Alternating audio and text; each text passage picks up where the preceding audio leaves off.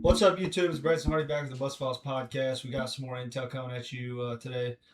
Super excited to talk about this. It's been a big week for Vols fans. We've been keeping up with it. We started up on the TikTok channel. If you haven't checked that out, you've only been watching on YouTube, go follow on TikTok at BustinVols Podcast over there. It's linked in my description on here if you just click on the YouTube channel. But I want to talk about DGG. That's the biggest focal point, I think, for Tennessee fans this week. Major pickup for Josh Heupel and his staff. Yes. Choosing over Ohio State and Ole Miss. You're going to be the most paid running back out of NIL so far. And, yeah. 5-star plus player, number 2 running back in the nation. There's a whole lot of things you can say about this kid. He's got a lot of accolades. 2025 Max Trust Player of the Year. He's going to change the program. I think he's staying. There's a lot of speculation on, he could switch. I think he's 110% of all. I think there's no question about it. Big friends with Alvin Kamara. Mm-hmm. He's had a lot of time. Talked with strength and conditioning coach from Indiana. I think he had a major pull in getting this guy. Yes. If you look at DGG, I don't know if you keep up with him as much. I've been keeping up with him. Anything he's been doing, I've kept up with. Yeah. He's big on working out and improving himself and improving the team. He's a big team guy. I think if you don't have Coach Owens, I don't think you pulled it. No, I don't think you do either. I think he would have went to Ohio State. Good relationship with Alvin Kamara, Coach Owens, and I think Josh Heupel as well. But I think it took a big assortment of players to come out, BFLs to come out and get this guy. But, there's a whole lot of things you can say about him. I've talked a lot about him. We did a live reaction on here. If you guys tuned into that. I talked about him on TikTok. There's only so much you can say, but as Vols fans, as a fan myself, I'm super excited to what he's going to do freshman year. Mm-hmm. He's going to be a day one starter. They were Tennessee's main focal point in recruiting class. High school, it was DGG. Yep. They didn't focus on nobody else. I think they're going to. Hype was never struck out on his main focal point, has he? Nico. He got Nico. Yep. Fazion. He got Fazion. He got Keys. Yep.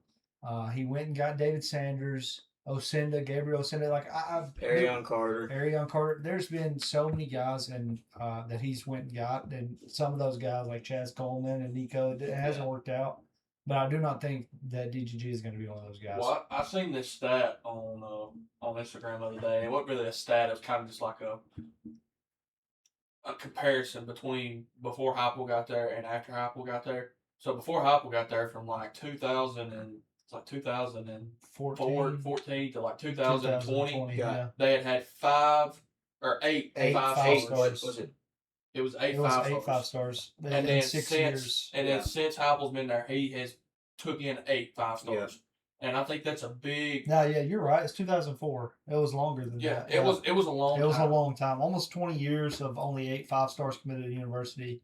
And he has done it in a 5-year span. I think that's a big focal point for Tennessee fans, as Heupel is changing this. Heupel's changed this program tremendously since he's been there, and we all can agree with that. And yes, there has been some coaching mistakes. Yes, he has got out coached, but at the same time, you also got to think, he's brought in a lot of players that have been really good. And he's going to continue to keep churning out players over and over and over again. I think he's going to get to the point where he's going to start signing more 5-stars, and he's going to start picking up his focal points, and he's going to focus on that, but he's going to focus on his transfer portal too, because that's where NIL's taking college football to, is the transfer portal. I think after this year, from what I'm seeing and what they're doing with other sports like basketball and baseball, they're moving towards the transfer portal. I think he's going to continue to get his focal points of what his most necessary need was, and he knew coming after this he needed a star on the offensive side of the ball. Like I had posted, and I had said, I don't know where I posted it, maybe on TikTok, I commented on Vols Fanatic post. I said, he talking about DGG and picking him up. It's the last piece of the puzzle for Josh Heupel in this offense. He got his quarterback. He got his wide receiver. Now he's got his running back. When I tell you that this offense is looking to be one of the best in the country here in 2 years, it's not even close on the talent side. You're going to have considering you keep the players you have and the guys coming in. Faison, Faison, TK Keys, you got DGG. DGG. You also have the wide receiver room. The wide receiver room, the Tyree King's 5-star, Raw's 5-star. Yep. All those guys are young sophomore players that I don't think some will go to the draft. Staley is going to go to the draft. Right. Mike Matthews, I think, will go to the draft. But the guys that are behind them that they've already recruited, they're very good. Yes. And not even to mention the offensive line is very stout as well. With you're very young. You only had to replace one guy on your offensive line. You'll lose Mo Jr. Wendell Mo, I think is his name. Moy, yeah. Yeah, Moy. I don't know if he's a junior or not. I was thinking of Mo. Moy was a defensive lineman last year. But he'll be gone after this year, and you'll have your right tackle gone after this year. But you're gonna retain David Sanders, Jesse Perry, and there's one more, if I'm not mistaken, that you should be able to retain. What year is Ordy Williams? I think he's a sophomore. Yeah, but I say all this to say, you have Gabriel Ascenda coming in 5-star, just as big as of a recruit as David Sanders was. Yeah. So I don't see where they're going to be struggling on offensive. Yeah, and then he's not the only running back that we're trying to get. 3-star. 3-star, number 2 running back in the state, I believe. I think he's 30th in the country or something like that. Still, Salsa Barnes. Sorry if I mispronounced that, but I'm pretty sure that's how you pronounce it. But that would be a huge pickup for Heupel. I think he's set to commit sometime later this month. Yeah, actually. Yeah. But I say all this to say, Ohio State fans have had some emotion. I know I'm trying to transition into what he wants to talk about here. DGG did choose us over Ohio State. Ohio State fans are kind of. They're butthurt. They're a little butthurt. They're kind of crapping on DGG, even though they offered him $200,000 less than Tennessee offered him, and they're talking about money. So I don't see how that plays a factor. Because at that point, it's not pocket change, but it's a $10 bill. Yeah, you see what I'm saying? So I think that's all I got to say about that. I don't want to say too much about it. I'll let you talk about that. I'm going to go on a little tangent here. If I speak a little French, I'm sorry. Yeah. It's in honor of Mr. David Gabriel George. Get it? French. Yeah. I've never in my 23 years on this earth seen a kid go to social media not even 2 hours after his commitment and address the negativity and the hatred that he faced online during his recruitment. I'm gonna get you to throw a statement up on the video while I'm talking about this. But congratulations to Ohio State. You have stripped a trophy out of a fan base's hands that I've hated my whole life. And you know what that trophy says? Most insufferable fan base. Yeah. Like, it's ridiculous, man. Like, they want to say it's because of the money. So what? That's the name of the game. Yeah. But I don't think it was because of the money, because I don't think it was either. Who the hell wants to live in Ohio? Yeah, Be honest. And even if it was about the money, which I don't think it was, I don't want to say it. Ohio State fans, like when you look at a fan base, like, you can't knock this kid. Like, he's a kid. He's a kid. This is class of 2027. He's 17 years old. Yeah. You cannot say some of the things you said about that and expect to not be put, obviously some of these people are never going to be put in the shoes he was put in. They're never going to make $2 million a year. No. They're never going to have the opportunity to play for something like that. 95% of these people are never going to see that money ever in their life. No. And you want to make comments about a kid that's been gifted by God and his abilities, and he's a very well-rounded human being. He has continued to come out and be very open and honest. His family's backed him up. He's played ball in Chattanooga. I think it's just you're going to keep dogging a kid and you're making him feel like he's made. I think it kind of boosts the fact that he wants to be a VFL, if that makes sense. Yeah. I think you've 100%. Proven the fact that he's made the best decision he could have made. Yeah. And if I'm him, I'm like, okay, well, then I see where I wanted to be. And I don't think Tennessee fans would have ever turned around and been crapping on this kid if he went to Ohio State. Because if they would have done that, they would have done that to Carnell Tate. Nobody did that to Carnell Tate. I don't think. You mean to tell me they didn't throw a bag at Quinshon Judkins? They didn't throw a bag at Caleb Downs? Yeah, you know what I'm saying? They didn't throw a bag at Jeremiah Smith? Yeah. I mean, they threw bags at everywhere. And Julian saying, I mean, it's just you keep. It's NIL talk, and you want to keep crapping on this kid for taking the money, but they're contradicting themselves. For one, he's setting up himself for life. If he gets injured, and he's setting himself up. Okay, like let's be real here. It's the most honest option. And then again, it doesn't even matter about the money because they offer $200,000 less, $300,000 less in Ohio State or than Tennessee. So I don't see where it's a big issue as the money aspect. Now I understand, like you saw the guy before he even committed talking crap in his DMs on Twitter. Before he even committed, that is crazy. Who says that didn't, affect his decision? Yeah, and don't get me wrong. I think Tennessee fans, we have a tendency to doing some things too. I think every fan base does, and you're going to have those people. But when it's the entire fan base going all out on Twitter and other platforms, completely crapping on this kid for choosing a team that he would rather be at in an NIL era where money does play a factor, that is crazy to me. I don't think the money was the factor. Like I said, who the hell wants to live in Ohio? But even if the money was a factor, maybe if you had your buddy Les Wexner and Jeffrey Epstein still around, you could have outbid us. That is true. Yeah. They don't want to talk about that. Yeah. So, I mean, it's crazy. It's a crazy world we live in with NIL, and I think I'd rather see. I just think it kind of helps us out as Tennessee fans, if I'm being honest. Yeah. I truly do believe that he was 110% of all, but now it's like. Yeah, you just put 120. You put a chip on a kid's shoulder that didn't need to have a chip on his shoulder. You see what I'm saying? Yeah. Like you just completely changed his mindset. Not only is he, wanting to better himself, he wants to better the team now. And I think that helps us out as a university, and I think that proves what the type of person he is, and I think he's going to continue to prove that to us as Tennessee fans. But transition into not wanting to live in the state of Ohio, I think that's what our guy DJ Jacobs is thinking. Yeah, I think DJ Jacobs. I think Ohio State fans are going to be even more mad here as the season gets started. By December, he's got till December to decide. I think this is going to be something, and if you guys keep up with it, DJ Jacobs started out. I think it was Miami. He was committed to Miami there for a little bit, if I'm not mistaken. Was it? And he flipped to Ohio State recently. He's been committed for a little bit to Ohio State. He's 5-star edge rusher. His father is number one player in the nation. Yeah, his father played football at Georgia, defensive lineman. Coach Rodney Garner, Tennessee's defensive line coach, who has consistently put players in the NFL. Derek Barnett, James Pierce Jr., Joshua Josephs. The list goes on and on. Tyree West, Byron Young. He's continued to progress the commits we've had and the recruits we've had coming in that have not been top of 5-star that this kid is. And I think that, they're still family. If I'm not mistaken, Rodney Garner and his dad are still pretty close.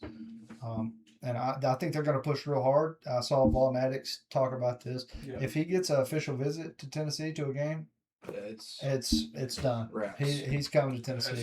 He's pending for an official visit right now. Yeah, if he gets the official visit and he decides, hey, I need to take a look at this, which I'm pretty sure he already came out and posted something. He said something on. He said something. DJ Jacobs did. Yeah, I think he said something. I don't think he ever came out and said anything, but he did make an Instagram post. It was like some sort of Adidas post. Yeah, I did see that he is a partner with Adidas. And Coach Owens did like that post. Yeah, he is partnered with Adidas. I think Adidas is playing a bigger role, but I think, like Vaughn Addicts said, if he comes out and he's like, okay, I'm going to go on an official visit to Tennessee, it's done. It's done. They're about to throw some money at him, but then all Ohio State fans are going to be pissed off, and it's going to be funny to watch. Yeah, it is.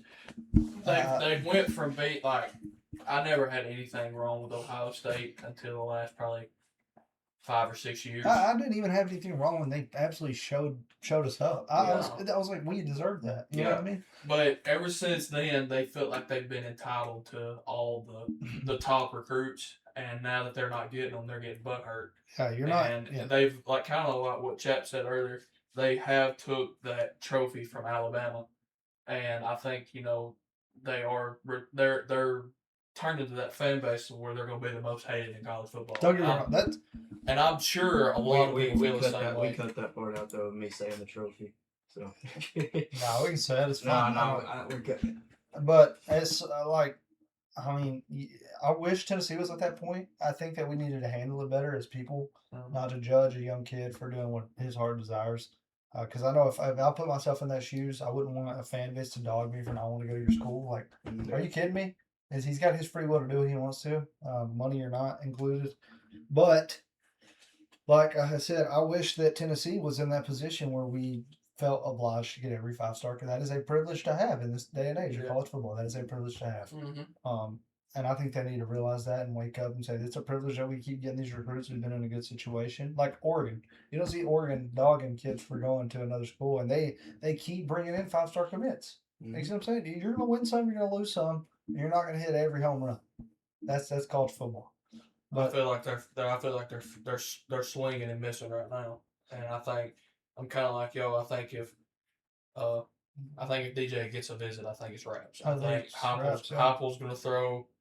Heupel's gonna throw what he can. Trust me, in that game. Rodney Garner will be in talks. Yeah. They'll bring out. They brought in all the stops for DGG. They're gonna bring out all the stops for DJ Jacobs if he comes on officially. They're not gonna pursue until he shows interest. I think. Exactly. If he shows any kind of interest, it's on. But I think that's all I got to say about that. I know you wanted to talk about standout players on both sides of football. I think it'd be cool to do a little prediction right here of who we think would be the standout players on each side of the ball this year. Do you want to do a certain number? I mean, I can give you. You said what? A certain number? Do you want to do 2 on both sides of the ball? I think that's. I was thinking 1 on both sides. 1? Okay, yeah. All right. You want to go first? Yeah. Okay. All right, I'll go first. All right, defensive side of the ball. My standout player is going to be. I really want to do 2 because I have one in the secondary and I have one on the defensive line. We can do 2 then. On offense, I don't. I mean, I have one, but on defense is more my focus. On the defensive line, this is really going to surprise people. Nathan Robinson. Yeah, he's from Tennessee. Played versus home school here, high school team. He didn't get a lot of snaps. He was hurt a little bit last year. And it kind of hurt us a little bit that he was hurt. He's really tall. He's fast. Plays interior defensive line. I think he's going to shock a lot of people with his athletic ability this year and the strength he's been able to put on under Coach Owings. And that goes with the whole defensive line as a whole. But I think that him personally is going to stand out to a lot of Tennessee fans. Like, whoa, what do we have here? And then second is, I said this last year, I was at the Georgia game when he got absolutely obliterated from first snap until the last one. Ty Redmond. Yeah. He is going to be one of those guys that at the end of the season you're going to say, if he stays healthy, he may be an All-American. Mm-hmm. And he's really young, but he got put through hell last year. So I think experience outweighs more than working the offseason, if that makes sense. Mm-hmm. And then on the offensive side of the ball, I'm gonna have to say, I mean, there's not a whole lot. I really want to go quarterback here, but I just don't know. I could be wrong. I could say this, and I think there's going to be Fazion. If he's a starter, I think he'll do a solid job. I think George McIntyre will do a solid job, but I think Fazion's got a little bit more of a neck out there. But let's pray away from that. I think I'm going to go with Mike Matthews having a standout year this year. I think he's got something to prove. Hope you're right. I think him and Staley both. I think they're close like brothers at this point.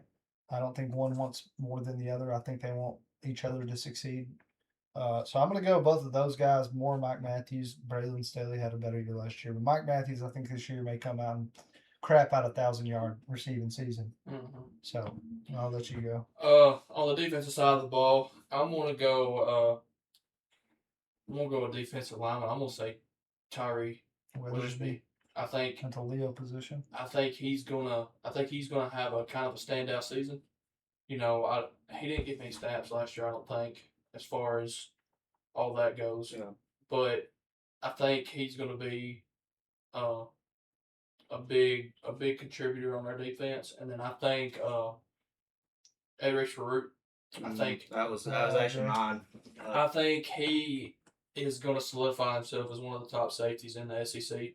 I think he has that mentality. He's going to be a leader on the defensive side of the ball. Knock your head off. Yeah. Knock your head straight off your shoulders. I've seen some interviews, and, everybody's talking about Farouk, and Jim Knowles talked about him and said, there's nobody on this team that means more than the other. But he said, if you want somebody on your team on the defensive side of the ball, he said, you want Farouk. He said he's that kind of leader that you need on the defensive side of the ball.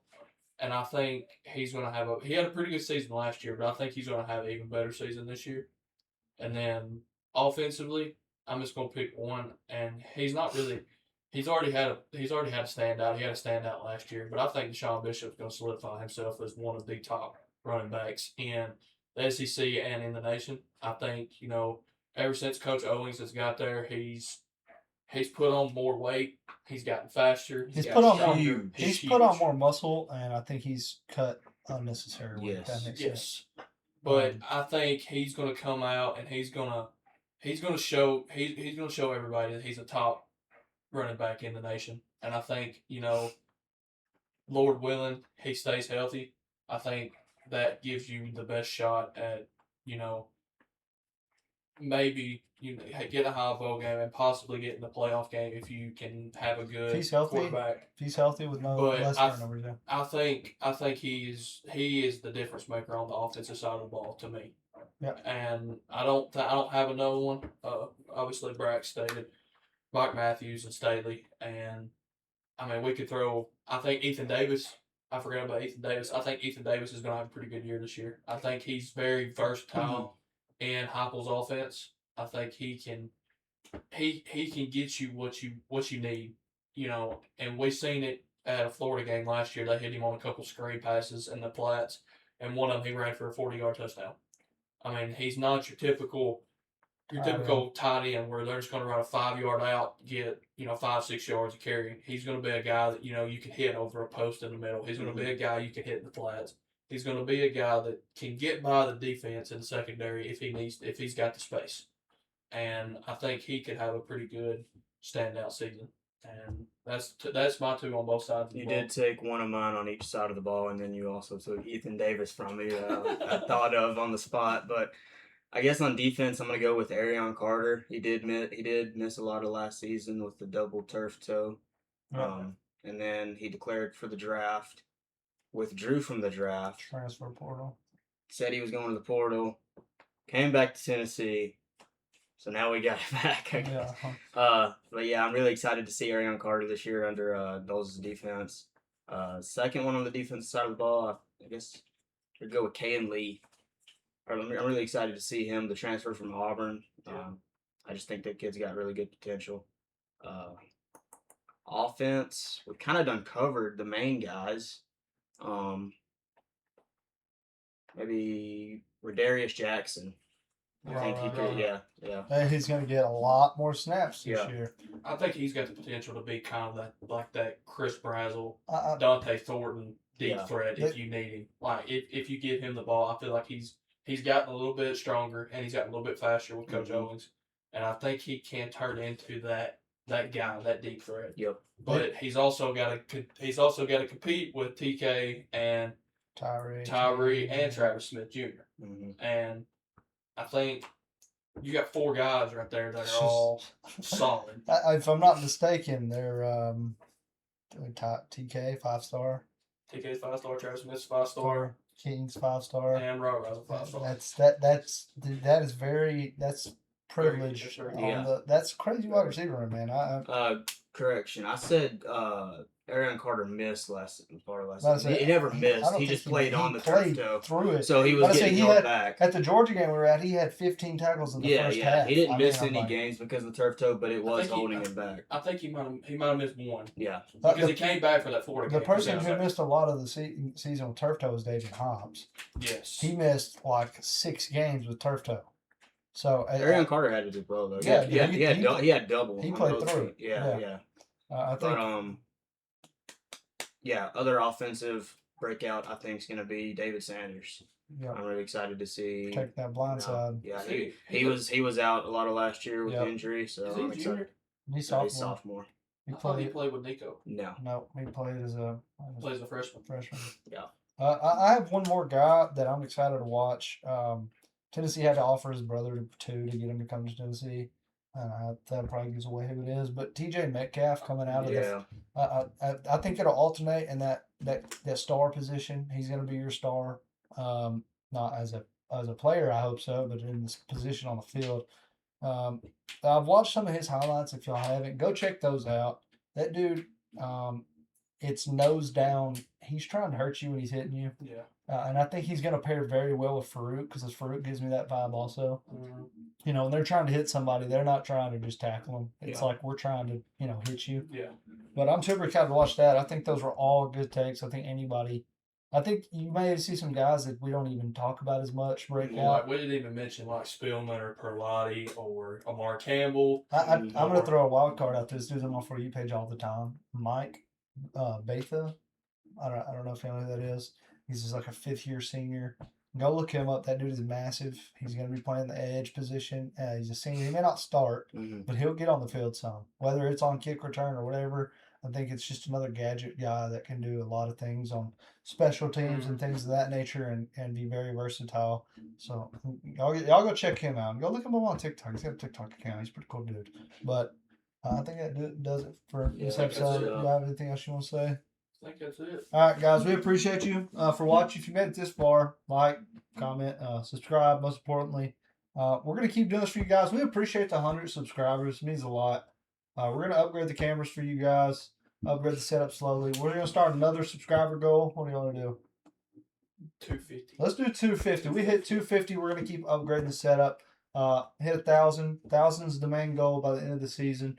That would be super cool. But we appreciate you guys and. Anything else you want to say? I think that's it. All right. Y'all have a good one. Go Vols. Peace.